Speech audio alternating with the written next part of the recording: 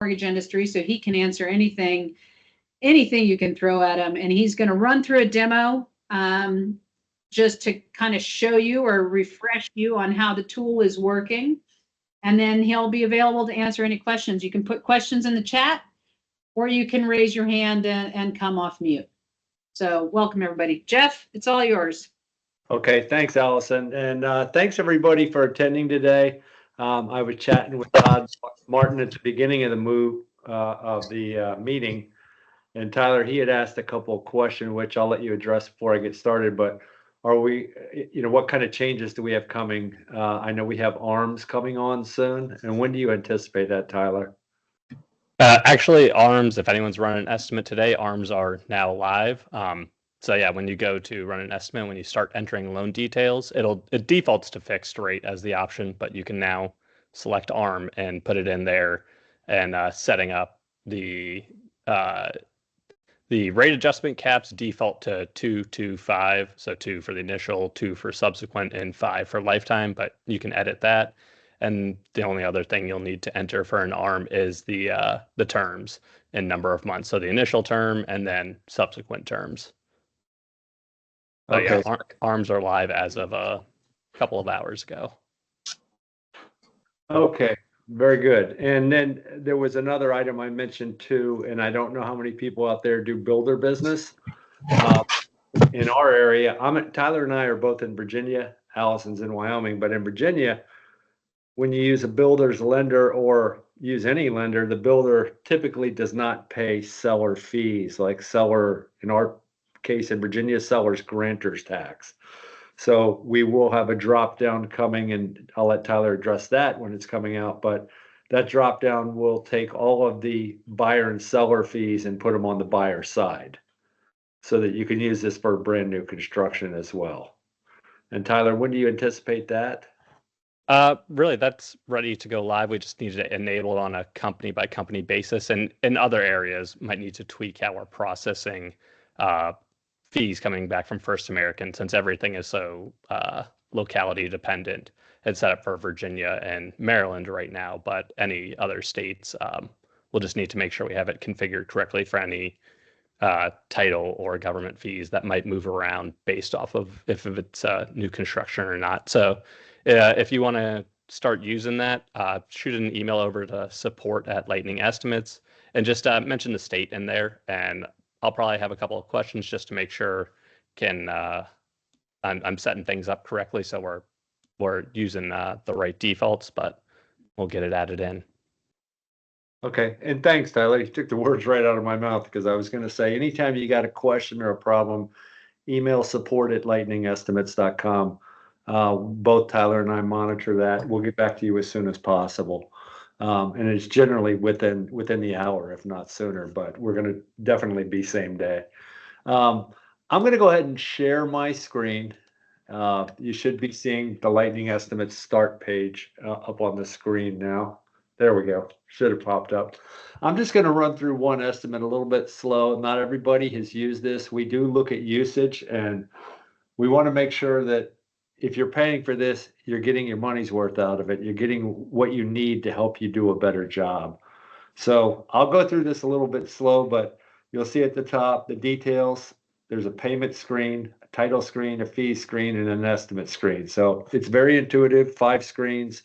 I'm just going to do one estimate, but you can do up to 4 estimates at a time. So I'll just assume a property value of, let's say, $450,000.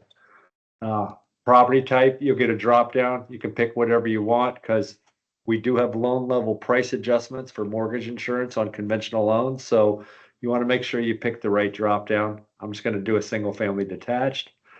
Is the property in a PUD? That's also it could influence LLPAs, but we'll click yes for this one. And I'm going to use a local area code where I am. I'm in Leesburg, Virginia, Loudoun County. So you'll see after I put the 20175 in, it does populate the state, the county, and the city. In this case, if you had to change the city, if there were other options, that's where you'd click on that, but that happens to be where I am. You have the option to do a purchase or refinance. And if anybody wants me to run through purchase and then also run through refinance, let me know. I'm going to start with a purchase though. Purchase, it defaults to sale with mortgage. There are other options, but I don't see anybody really using these. They're what dropped down because of how we're integrated for mortgage insurance and how we're integrated for title fees. Correct, Tyler? Yeah, though that list comes from First American, so that's their transaction types. In almost all states, sale with mortgage is what you want for sale, but I know there's at least one or two states that don't have that option and have some other options. But they're all pretty descriptive if you look at what they're called. Yeah, and if you have a problem figuring out which to use, you can always get on screen time with me and or Tyler one-on-one, and we'll run you through it. We're here to help you guys. We want to make it easy. I'm just going to do a conventional loan. You have the choice of conventional, FHA, VA, USDA. So we do all of those. You have the choice of fixed or ARM loans, which we didn't have ARMs until Tyler just turned that on this week. So under loan programs, if it's click none, that's going to be your standard conventional Fannie Freddie loan for a conventional loan, but there are drop downs if you do Home Ready or Home Possible or a bond program. In Virginia, it's the Virginia Housing Program. We click the HFA reduced MI, or you might have your own internal program where you're doing no MI, and that's fine too, but you have those options available. And Tyler, you can see the drop downs fine? Okay, good. Okay, I'm not going to add a comparison loan today, but I'll go ahead and let's put this in at, say, a 95% LTV. So it automatically calculates your loan amount. You can do it the other way too. If you type in 427.5, it's going to come up 95. So, I mean, we're at 450. So if I put in 405, it comes up 90%. I'm going to put in housing debt to income and the total debt to income. We're just making assumptions here. But generally, you'll have an idea with your customers, and it defaults to DU approve eligible. This is also has to do with MI pulling. It doesn't matter whether you're LPA eligible, accept, or DU approve eligible. It's when you get into the ineligibles or the refers, that's where you're going to get, that's where you want to be aware that that's going to give you different results. You have the option of doing more than one borrower, up to 5 borrowers. Because there is loan level price adjustments. I'll just do one borrower. I'll throw in a credit score of 700. I'll throw in a monthly income of, let's say, 8,000. And you can edit the borrower declarations. These are the defaults that the person has owned a home in the last 3 years. Not self-employed, no bankruptcies, no foreclosure, intends to occupy the property. But if it was a brand new borrower, you just click no. Hadn't known that. So once you're done with that, you click over to go to the second page, which is the payment page. And you'll see the details page up top here now has a green check next to it. Everything's done. You'll see the orange because we need to complete those pages. Let's assume a 7% rate. Maybe they're settling the end of the month. They're only paying 1 day of interest. You can change that. You can make it 25. I mean, whatever you want to. I'll throw in 1. Hazard insurance. Maybe $80 a month. That's $960 a year on this property. You might be more or less depending on where you are in the country. And taxes, that's going to vary too. Let's say it's $4,000 a year. So you can see these boxes. If you put one in, the other one's going to calculate. The months of escrow here are defaulted to 3. You could change it to 4, 5, whatever the number is. It depends on your state, but generally in our area, you end up netting out about 3 months of escrow because you're skipping a month's payment and there's a 2-month cushion allowed. And you don't have to escrow, but in this case, we're marking it yes. And you'll see all the MIs have popped up. You can either do monthly or singles. We haven't done any split premiums. That is something we're thinking about, but I don't know how much of a demand because I haven't been asked for it, but I think once or twice in the last month. But it is something we're taking a look at. So if you click monthly, you've got all these companies. Like in this case, I'll click Radian. Or if I wanted to do borrower single, I click that. It's going to ask me, are you going to finance it? Yes or no. But let's just say no. Let's go back to borrower monthly. So that is all of these are coming up from these 6 MI companies based on your master policy number with each MI company. And it is directly integrated, so they're getting the data that you put in the beginning of the loan. And if you put in the correct data at the end, I'm going to show you how to pull an MI certificate, which is really neat because it hooks directly up with, in this case, Radian or Arch or Enact, so forth. HOA, you may or may not have one. I'm going to say we don't. I'll just leave it blank. So now we've gotten the 2 check marks done. We're onto the 3rd page, the title page. These are all defaults here. Eagles owner policy, basic policy type, Alta loan policy. When you're in refinances, there is a drop down for refinance or reissue, but on refinances, it does say you could get a reissue if I think everybody knows the drill on that. If the previous owner has a owner's title policy and has been there less than 10 years, you can get a reissue rate based on that policy and save your borrower some money. So just a little tip there. But let's say there is no reissue, it's just a basic policy. CPL is the lost my train of thought on that. That is the closing protection letter. So that's in there too. And we just simply click submit title products, and you'll see it's getting the title fees. Takes about 5 seconds, if that. You can see them pop up there. So now we've got all the fees in here. We're actually on the fees sheet. So we can edit these fees if we need to. You'll see that there are red X's next to every line. You can take them out or you can edit them. Let's say that we've got a fee of, and it's not a lender required service. Let's say we've got a realtor admin fee. And we're seeing that more and more around here. I don't know about the rest of the country, but we're seeing like $4.95 a transaction. So we'll put that in. And let's say that we're putting the earnest money deposit in. We can throw that in there too as a credit. We'll call that, we'll give them a 1% credit. Yeah, you'll see those both showing up there. So everything's in. All of these fees here, the title insurance, recording fees, state and county taxes, at least for Virginia, popped up because of the integration with First American Title. So it's like smart fees, if you're familiar with that, in that you are getting fees directly from the title company. It's not something that we're calculating. It's something we're pulling directly from their online calculator, so to speak, like if you went to a site and used an online calculator. We'll go to the final page. This is the estimate. This is where you could name it. So we could call this, Jane Doe's purchase. You call it whatever you want. I'm going to go ahead and save that. And this is, before I export the PDF, let me show you, you can pull the MI info right here on any conventional loan that requires mortgage insurance. You're going to have this button. When you click on it for that loan, it brings up a link to the quote, brings up the quote ID. I go to the link, takes me right to Radian, gives me their MI cert. Some of the MI companies, you actually have to log in or put the quote number in, which is provided to you, but that's their system, not ours. Radian is nice from that standpoint that you got your MI cert. And if your information is good, you've got something to hold the MI company to. Okay. If we go back to, we want to see what the output looks like on this, we'll export the PDF, download it. It'll open up, and from this point, you can download this and send it right to the customer. But this is what it gives you for a single estimate.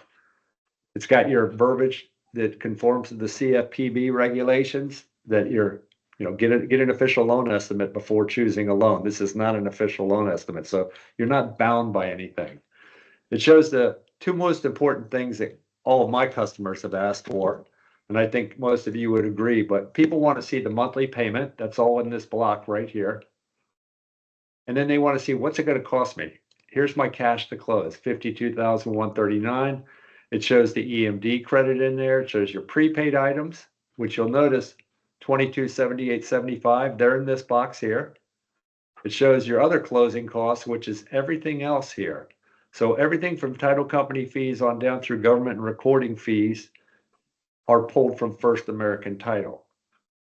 The escrow items are how you set up the escrows in that screen, and everything on the left is, here's your lender fees that are set up in advance for you on a template, and then items required by the lender. So the nice thing I like about this is I can say to a borrower, look, you want to compare me to another lender? Look at the fees paid to lender and look at the items required by lender. Everything else from These other fees, like the realtor admin fee, through the escrows, title company fees, government recording fees, is dictated by third parties. It's not dictated by the lender you choose. So it's just a good way to get people to compare it, because I know I have seen estimates from other mortgage companies, and I've been doing this 31 years, where they will lowball the title fees and they'll lowball the escrows. And then the borrower will say to me, well, I'm getting lower costs from this other lender.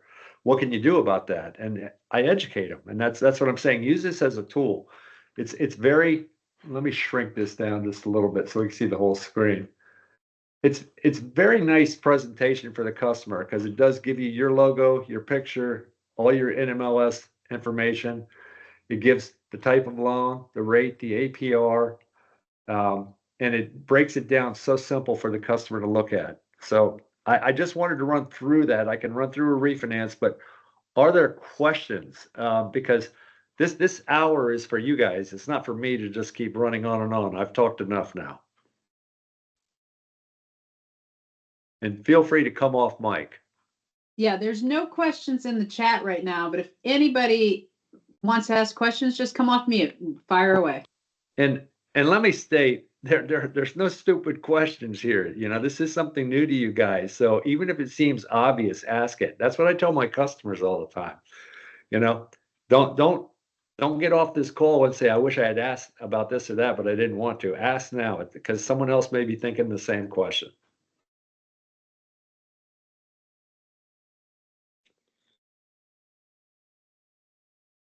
I'm not seeing a lot of questions.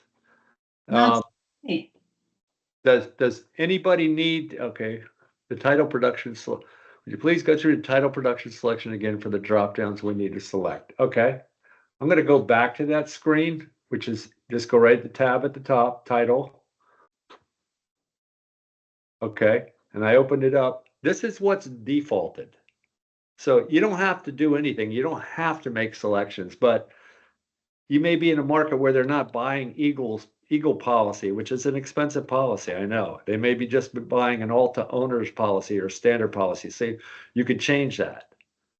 And then the policy type, basic, reissue, you know, you could click those, which you've already got it matching here. So there you go. I mean, but you have the defaults that come in, which is the Eagle and the basic and the Alta loan policy. So hopefully that answers your questions. One other thing I want to chime in about the title screen is it doesn't happen when running in loans in Virginia, but there are some states and localities where you'll do this, you'll have the policy selected and you'll click submit title products. And on the fees screen, instead of loading the fees, you'll see a button that says you have some more questions to answer. It just depends on First American, really. Some locations require additional information, but on the fee screen, instead of seeing title numbers in that section, you'll just see a button that I can't remember the exact verbiage, but it says something along the lines of answer questions. And there will just be a list of questions where you need to provide the answers, and then you'll be able to get fees. Okay, I see Milton's asking a question. Where was it? You added the real estate fee again. Okay, Milton, I'm going to get to that in just a second. I'm going to answer Andrea Rodriguez's question. Where was it we added the real estate fee again? So if I go into the fees screen, you'll see that's where everything's editable, and I added the realtor admin fee. Getting the title commitments, but like exception number 20, I'm wondering what that is, because they have typed in there intentionally. Oh, Allison, can you mute that? Thank Yeah, you. I didn't Okay. see those, but I they've think gone. someone forgot they weren't muted. That's okay. It happens. This is what, Andrea, this is our, I hope I'm pronouncing that right. Not Andrea, but Andrea, this is where I added the realtor admin fee under other. So if anything you wanted to add here, there might be a credit. So you've add credit or add fee. There might be a seller credit, you know, of, I'll just type a lowercase, let's say 2%. There it is. Now it's in there. So, and then someone might call you back, go, you know what, we're going to give them a lower price, and or Yeah, we're giving them a lower price, but they're only giving us a 1% credit. You could come back in and edit that. Yeah, where would I put down payment assistance as well? That's exactly where I put it. I put it in the credit section. Because I do a lot of bond loans myself over the years, and we've been literally beta testing this thing for probably 3 to 4 years. So, okay, Milton, interesting one, pulling a Redfin. So let me pull up a Redfin listing, see what we got. I have membership to the Realtor database, so I pull stuff through there, but I don't see why we couldn't just pull up a property. Houses for sale near you. Let's you can see we live in a pricey area. Let's go this 569.9. Looks like a condo. I'm going to use that to go ahead and, excuse me. I got to shrink that down a little bit just so I can get to these buttons. There we go. Okay, so let's use the 569,990. I'll start a new estimate. So these three buttons are horizontal lines here. You click on those, it gives you a menu to drop down. So just so you're aware, if you needed to change your picture, just go to settings. There's my picture. You can upload, you can change your phone number. I've got my office address in here. But let's go to create a new estimate. Let me go ahead and, there we go. And I'm going to use this information. So I'm going to put this on the other screen just so I can read from it, but I'll let you know what I'm doing as I go through. So this property is 569,900. It is a condo. I can tell that because the address is a number 204, and also looking at it, looking through the screen. The zip is 20148. So it pops up with Loudoun County, Ashburn purchase. Milton. Let me ask once I get clients, shoot me address all the time. Okay, Milton, where or how much of a down payment do you want to do on this? And you can come off mic if you want. Or type it in the chat. There we go, 5%. So, and do you need a comparison or just the 5%? One. So I put in 95%. Let's just assume, let's assume like 30 and 40% DTIs. One borrower, we'll throw in a 760 credit score, strong borrower. We'll say they're making 12 grand a month, good income, and we'll start the estimate. So he said yes to FHA 3.5%. Okay, well, this is good. You probably can't see the chat because you're demoing. Yeah, that's true. I do see it now. Well, I'm on two different screens trying to watch it, but you can see the MIs pop up, but I'm going to go back to the first screen. I'm going to go, okay, you know what? I forgot to add in a comparison loan. So let's do FHA, and we'll make it the 96.5, which is 3.5% down. We've got the other information in, so we can go to the next page. Now you see the MIs popping up again. Okay, and I'm going to go ahead and make the conventional, let's make it 7.5, and we'll make the FHA 7. We'll leave 15 days of interest. Hazard insurance on a condo in this market is probably about $45 a month for an HO6 policy, and I'm looking on this for taxes. Boy, this has got a big HOA fee, $6.99. Bear with me. Okay, so property taxes are $527. So I'm just going to type that in. They've got homeowner insurance is $152, but on a condo, it's not going to be that high. So, I mean, I'll just make this 50 instead. So you can see you can bounce around within it. And we'll do a monthly MI, 0.26, and the HOA fee is $6.99. So pricey HOA fee. We'll go to the next page. Everything's defaulted here, which we covered earlier, but go through, just submit title products. And right now it's calculating in the background the fees on all loans, but you can also look at this to see it, tab through each loan, and you can see the fees are there. Not going to add any credits in. Let me go to the next page. And this is where I can name it. This is 5% down. conventional, Smith, and we'll make this FHA 3.5% down Smith. Save those estimates so they've got the names at the top, and we're just going to export a comparison PDF so it shows two loans. And yeah, Milton asked, can you put the property address there too? Yes, you can. You can. And I do that sometimes. I typically put the borrower's name and the street, just the street itself, not the full address, because I don't want to have, what happens is if you get too much in there, this line at the top with the pre-application comparison of the two loans, you can see it can get too long and start running into each other, but you could do that. So this shows the comparison of the two loans. One's we were 95% and one's FHA. So it shows your payment, 5178 versus 5249. But you can quickly point out the difference in the mortgage insurance amount to a customer. It also shows the cash to close of 42,800 versus 34,249. And then, so that's a nice comparison sheet for the customer to look at, but then it shows each one broken down into an estimate. Shrink that down again so you can see it. So there's the first one, there's the second one. And if I decide I want to make edits, I can just go back to the screen where I was, and I can click on any of these tabs and edit them. Does that show you what you were looking for, Milton?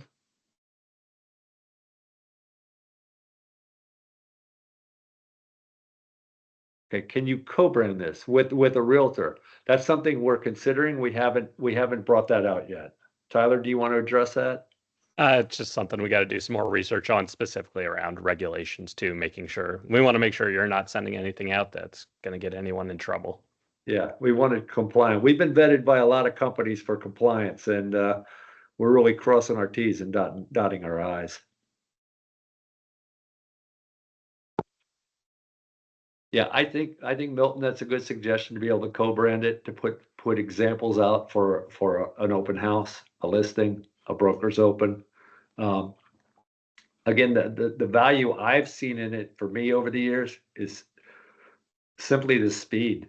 What I'm doing here on the desktop, you can do on your phone, and it's formatted to fit the screen.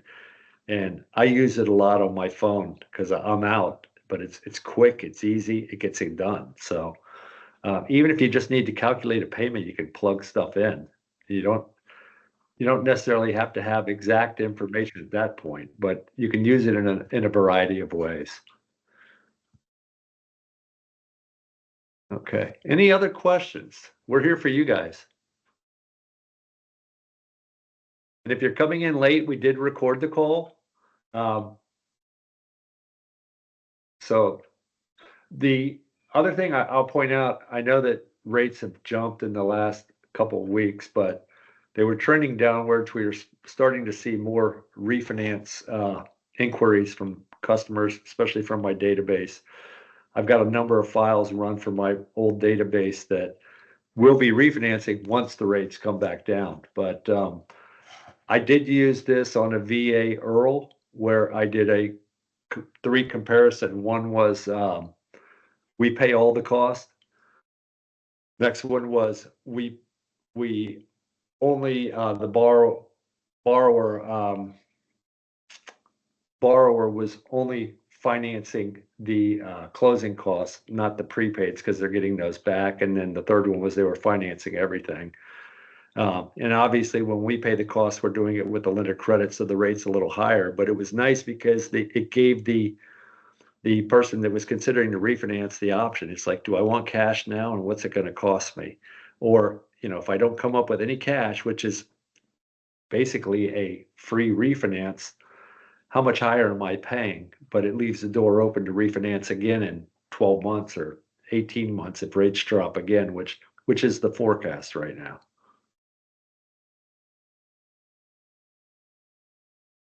I'm not seeing anything in the chat, but again, questions, please fire them out.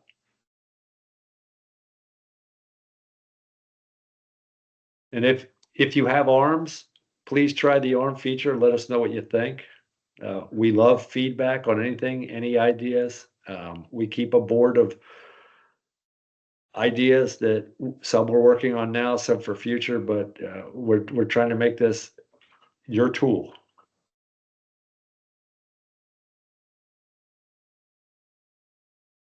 Okay, I'm not seeing a lot. I hate to cut a meeting short, but I don't see a reason to keep you on the line. We've been here half an hour, but please reach out to support at Lightning Estimates, or Jeff at Lightning Estimates, or Tyler at Lightning Estimates with anything you want us to help you with. Yeah. And thank you for your time today. Yeah, thanks for that, Jeff. Thanks for answering those questions. I will get a link to this recording out to you all sometime before the end of business today. So thanks everyone for attending. Thanks for the questions, and we'll see you next time. And thank you, everyone.